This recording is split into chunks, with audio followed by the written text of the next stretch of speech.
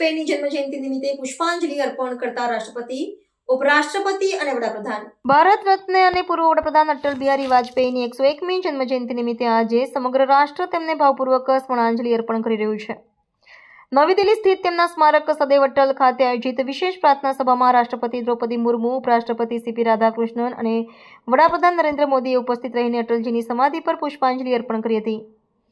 આ પ્રસંગે કેન્દ્રીય મંત્રીમંડળના સભ્યો, વિવિધ રાજકીય પક્ષોના અગ્રણીઓ અને મહાનુભાવોએ પણ ભારતના મહાન લોકનાયકને શ્રદ્ધાસુમન અર્પણ કરી તેમના રાષ્ટ્ર નિર્માણના કાર્યોને વાગોળ્યા હતા.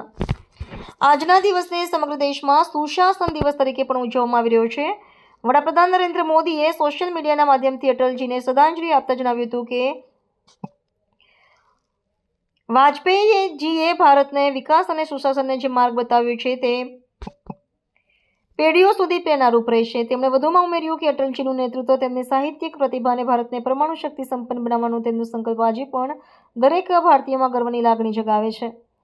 સ્મારક ખાતે આયોજિત ભજન સંધ્યામાં અટલજીની પ્રિય કવિતાઓ અને સ્મૃતિઓ દ્વારા વાતાવરણ ભક્તિમય અને ગંભીર બન્યું હતું.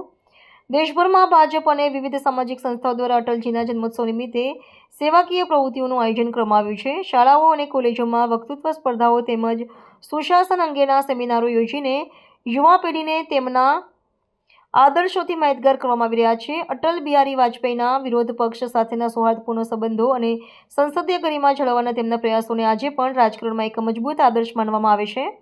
કેન્દ્ર સરકાર દ્વારા આ પ્રસંગે અનેક નવી લોકકલ્યાણકારી યોજનાઓ અને ડિજિટલ સેવાઓનો પ્રારંભ કરીને સુશાસનના સંકલ્પને વધુ મજબૂત બનાવવામાં આવ્યો છે.